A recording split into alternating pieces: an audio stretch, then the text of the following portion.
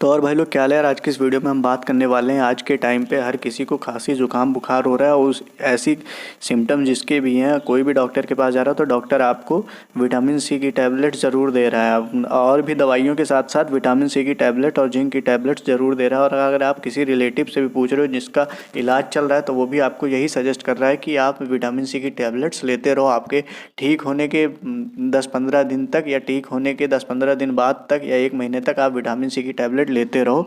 और हम इसी वीडियो में बात करेंगे कि विटामिन सी लेने का लॉजिक क्या है और क्यों लेना चाहिए हमें। तो सबसे पहले बात कर लेते हैं विटामिन होते कितने तरीके के हैं। विटामिन 2 तरीके के होते हैं, एक नॉन एसेंशियल विटामिन, एक एसेंशियल विटामिन। तो जो आपकी विटामिन सी की टैबलेट्स आती हैं, विटामिन सी आती है, वो आपकी एसेंशियल टैबलेट्स में आती हैं। तो सबसे पहले हम आपको हल्का सा आइडिया दे देते हैं कि नॉन एसेंशियल विटामिन होते क्या हैं। जैसे तो नॉन एसेंशियल्स वो विटामिन होते हैं जो आपकी बॉडी सिंथेसाइज करती है, बनाती है, आपको बाहर से लेने की ज़रूरत नहीं होती है। और एसेंशियल विटामिन वो विटामिन होते हैं जो आपकी बॉडी नहीं बनाती है, आपकी बॉडी में होता ही नहीं है, आपको बाहर से ही अपने डाइट के थ्रू लेना पड़ता है। नॉन एसेंशियल विटामिन का लॉजिक आप जान लो कि जैसे आपके पास कोई ब्लैक कलर की टी शर्ट या ब्लैक कलर का टॉप है और उसी आप कपड़े खरीदने गए हो तो आप ब्लैक कलर की टी शर्ट या ब्लैक कलर का टॉप नहीं लोगे क्योंकि वो आपके पास पहले से ही है, तो आप कोई दूसरा कलर ही प्रेफर करोगे। सेम एज़ उसी तरीके से आपकी जो बॉडी में विटामिन पहले से ही प्रेजेंट है तो वो आपको बाहर से लेने की ज़रूरत क्यों ही पड़ेगी। इसीलिए उसको नॉन एसेंशियल विटामिन बोलते हैं क्योंकि उसकी बाहर से लेने की ज़रूरत नहीं होती है।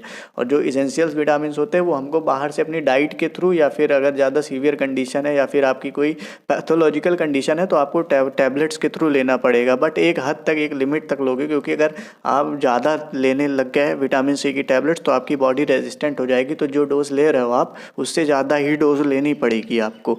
अब विटामिन सी आपको क्यों लेनी पड़ रही है और रोज़ क्यों लेनी पड़ रही है, इसके पीछे का लॉजिक ये है कि विटामिन सी जो है वाटर एब्जॉर्बेबल विटामिन में से एक है। मतलब कि अगर आप वो लेते हो तो आपकी वो पानी आपकी बॉडी में डिज़ोल्व हो जाती है और वाटर एब्जॉर्बेबल होती है, तो यूरिन के थ्रू आपकी एक्सक्रीट हो जाती है बाहर से। तो जो आपने लिया, जो एब्जॉर्ब हुआ आपकी बॉडी में, उसने काम किया, बाकी एब्जॉर्ब होने के बाद यूरिन के थ्रू, वाटर एब्जॉर्बेबल है तो यूरिन के थ्रू आपकी एक्सक्रीट हो गया, निकल गया। इसीलिए जो लिया था वो आपकी यूरिन के थ्रू 24 घंटे के अंदर निकल गया, तो दोबारा से आपको लेनी पड़ती है। इसीलिए डॉक्टर बोलते हैं कि रेगुलरली लेते रहो क्योंकि वो आपकी बॉडी में परमानेंटली स्टोर नहीं हो सकती है क्योंकि वो वाटर एब्जॉर्बेबल विटामिन है।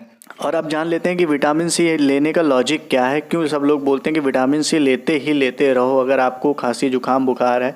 तो जो खांसी जुकाम बुखार है ये वायरल इन्फेक्शन है या फिर बैक्टीरिया, कोई भी आपको पैथोलॉजिकल कंडीशन क्रिएट होती है तो ज़्यादातर चांसेस होते हैं अभी के टाइम पे या तो आपको फ्लू हुआ होगा या तो आपको कोई बैक्टीरियल इन्फेक्शन हुआ होगा जिसकी वजह से आपको बुखार आ रहा होगा। ज़रूरी नहीं है कि वो कोविड ही हो आपको, क्योंकि जो आपका जुकाम होता है वो भी एक वायरल डिजीज़, वायरल इन्फेक्शन ही है, और जो कोविड है वो भी एक वायरल इन्फेक्शन ही है। बट एक जो कोविड के जो सीरियस सिम्टम्स है, वो सीरियस कॉम्प्लिकेशंस ज़्यादा है उसमें जुकाम वाले वायरस को छोड़ के।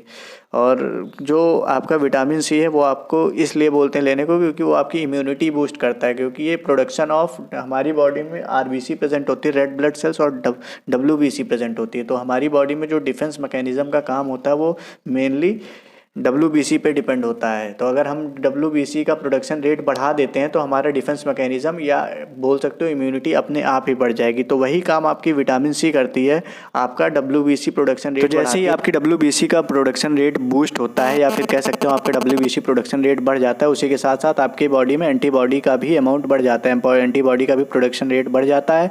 जैसे ही आपकी बॉडी में एंटीबॉडीज़ ज़्यादा हो जाती हैं तो आपके बॉडी में अगर कोई भी फॉरेन पार्टिकल्स आते हैं, आपकी बॉडी के अंदर घुसते हैं, तो आपके पास एंटीबॉडी पहले से ज़्यादा है तो उनसे लड़ेंगी, उनको मारेंगी, तो आप कम टाइम में जल्दी अच्छे हो जाओगे। जैसे कि अगर मान लो आपके पास ज़्यादा बॉडीगार्ड्स हैं तो कोई एक चोर आता है तो आपके पास 5-6 बॉडीगार्ड है तो 1 मिनट या 30 सेकंड के अंदर ही वो चोर को मार देंगे। अगर दोनों एक एक हैं तो अगर लड़ेंगे तो उसको लड़ने में ज़्यादा टाइम लगेगा। सेम है, अगर आपके पास एंटीबॉडी ज़्यादा है और वो वायरस से लड़ेंगे या बैक्टीरिया से लड़ेंगे तो आपको रिकवरी जो है वो कम टाइम में होगी। उसी के साथ इसके साथ साथ जो विटामिन सी की टैबलेट्स हैं वो आपकी वुंड हीलिंग की रिकवरी टाइम को कम करती है और निमोनिया की भी रिकवरी टाइम को कम करती है। मतलब कि अगर कोई भी बीमारी आपकी पहले से 10 दिन में ठीक होने वाली थी तो वो आपकी विटामिन सी लेने के बाद 7 दिन में या 6 दिन में सही हो जाएगी।